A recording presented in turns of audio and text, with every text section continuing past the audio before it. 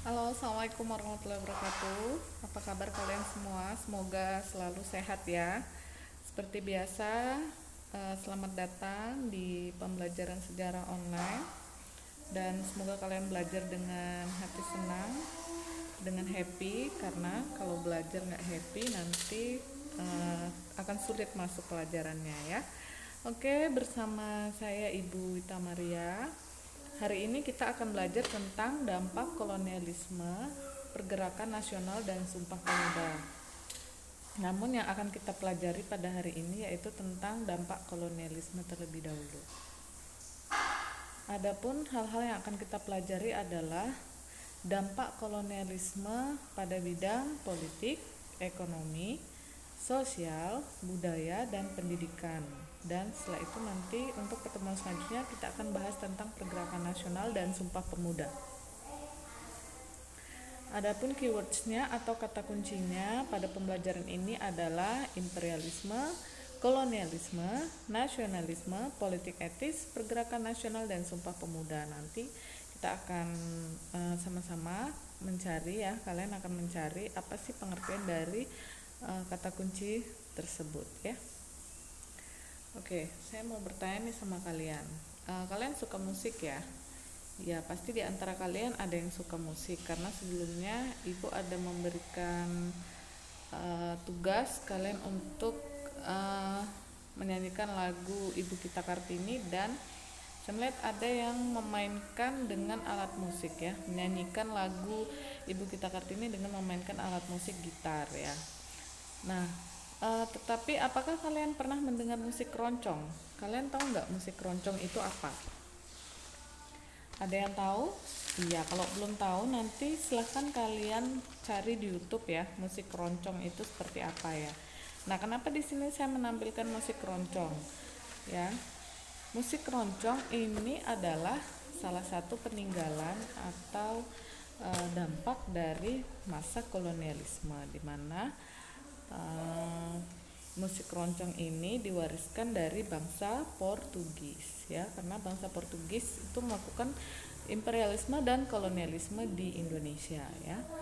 Nah, musik keroncong sampai saat ini masih ada ya, tapi selain musik keroncong juga ada musik-musik lainnya di Indonesia. Contohnya seperti band, itu sebenarnya awalnya dari bangsa kolonialis. Ini hanya sebagai pembuka saja ya. Oke, lalu apa saja dampak kolonialisme?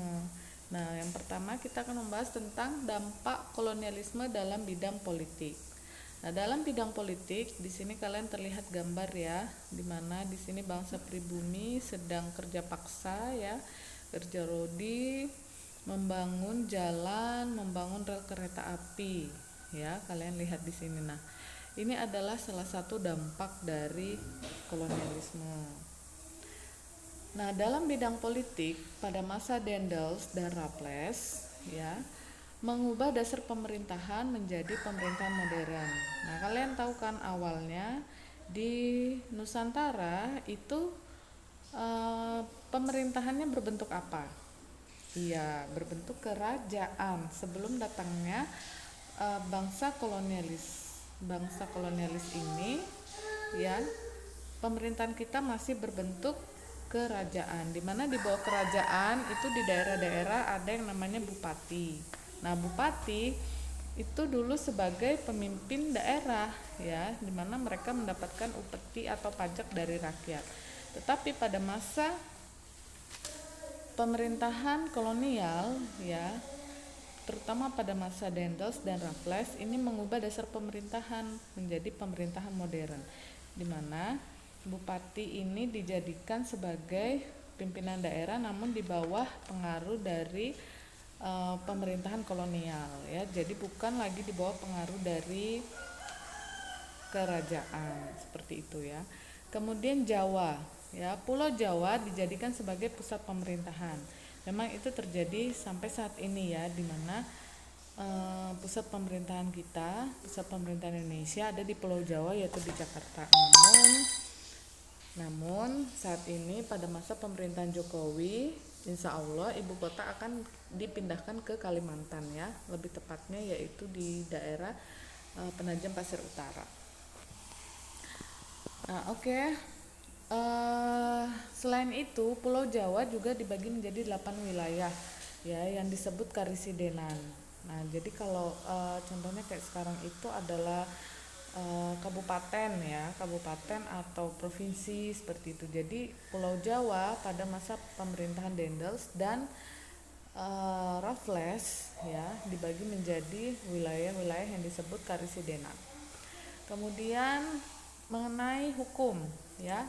Awalnya di negara kita di Indonesia hukum yang berlaku yaitu hukum adat ya, karena pada saat itu masih berbentuk kerajaan suku-suku ya.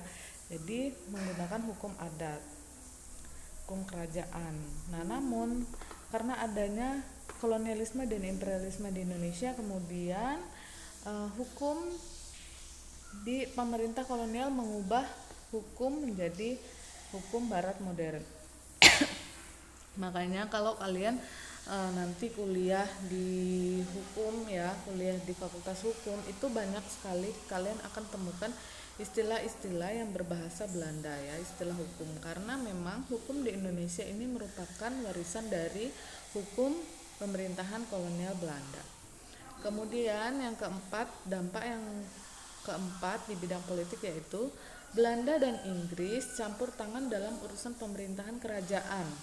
Nah, hal ini menyebabkan peranan elit kerajaan menjadi berkurang dalam politik dan menyebabkan keruntuhan kekuasaan pribumi. Nah, ini ya.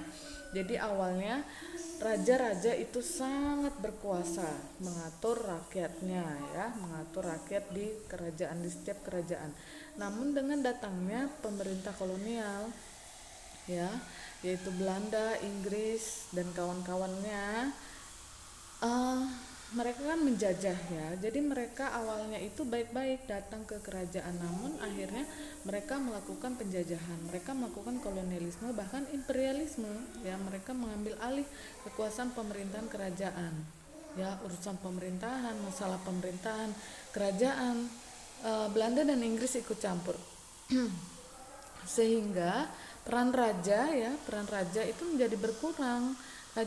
Raja diatur oleh pemerintah kolonial ya, raja diatur oleh pemerintah kolonial, sehingga hal tersebut menyebabkan keruntuhan kekuasaan kerajaan atau bangsa pribumi ya. Nah, itu tadi dampak dalam bidang politik. Sekarang kita lanjut di dampak dalam bidang ekonomi. Nah, dalam bidang ekonomi ini terdapat beberapa dampak, yaitu ada 5 ya. Nah, kalian tahu bahwa ekonomi itu tidak dapat terlepas dari suatu perkembangan suatu negara ya.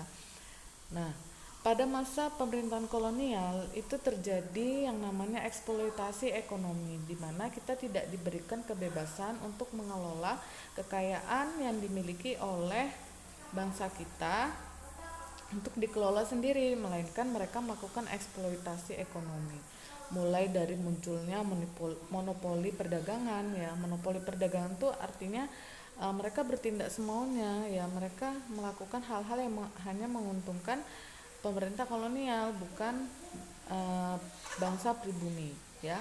Melakukan monopoli perdagangan yang dilakukan oleh VOC yang menyebabkan mundurnya perdagangan Nusantara pada perdagangan internasional. Padahal sebelumnya kalian tahu ya, kerajaan-kerajaan di Nusantara ya, kerajaan Sriwijaya, kerajaan Majapahit dan kerajaan-kerajaan Islam ya, kerajaan Mataram itu melakukan perdagangan dengan bangsa-bangsa asing juga, terutama bangsa Asia sendiri ya, Cina, Arab ya.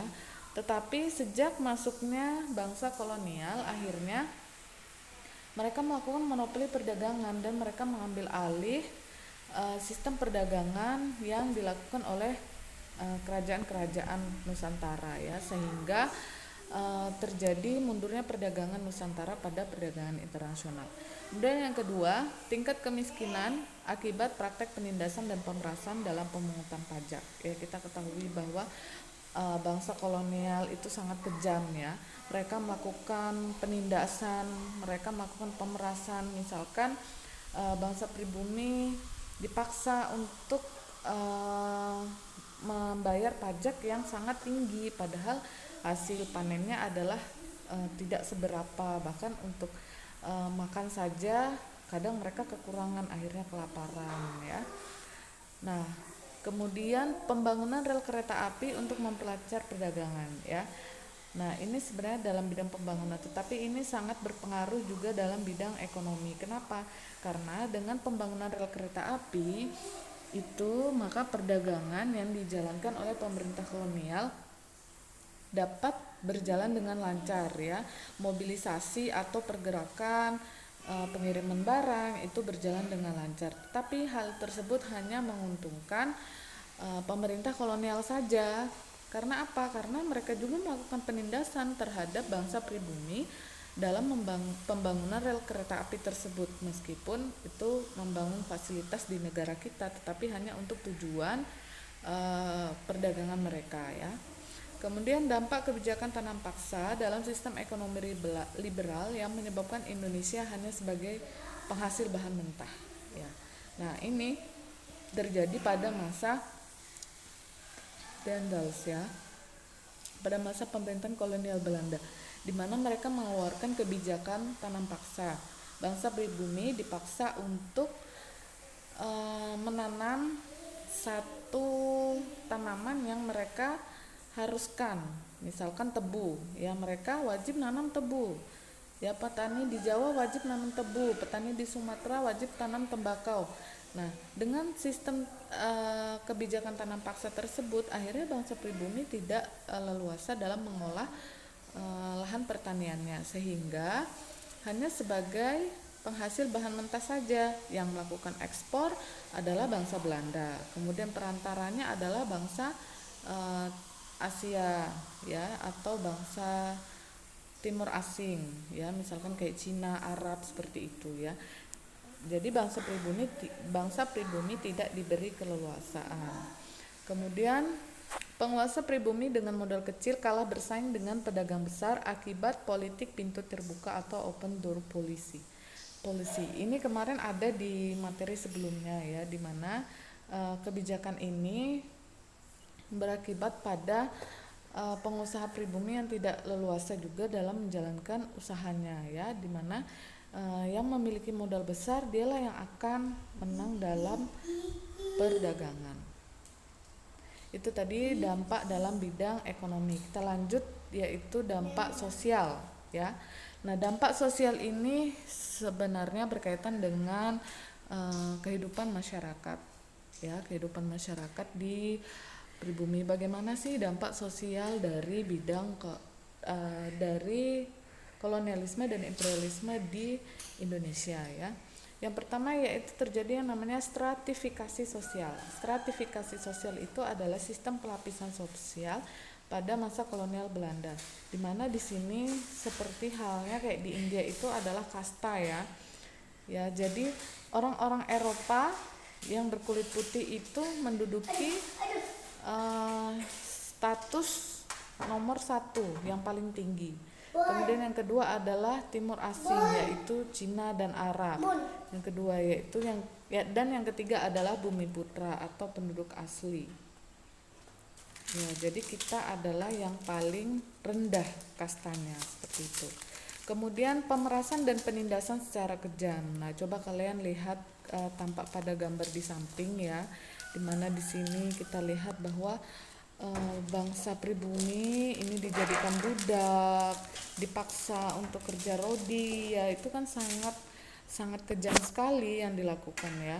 Bahkan kelaparan ya, bangsa-bangsa kita dibuat kelaparan, kemiskinan terjadi. Nah, itulah yang terjadi pada masa kolonialisme bangsa barat ya. Semoga itu tidak akan terjadi lagi di masa sekarang ya. Kemudian yang ketiga adalah budaya feodalisme yang menyebabkan kehidupan bangsa pribumi mengalami kemerosotan ya. Nah, ini akibat dari budaya feodal yang dilakukan oleh bangsa barat ya, atau kaum kolonialis. Dimana di sini kita lihat bahwa Hal tersebut menyebabkan kehidupan bangsa pribumi mengalami kemerosotan ya akibat tadi kerja paksa, perdagangan ya dan lain sebagainya. Oke, kita lanjut ya, yaitu ke bidang budaya. Nah, dampak kolonialisme pada bidang budaya adalah sebagai berikut. Yang pertama yaitu merosotnya pengaruh dan peran politik penguasa pribumi menyebabkan mereka mengalihkan perhatiannya ke bidang seni budaya ya. Jadi karena adanya kerajaan yang tidak berkuasa lagi sehingga mereka tidak bisa mengembangkan kebudayaan yang ada di negara kita.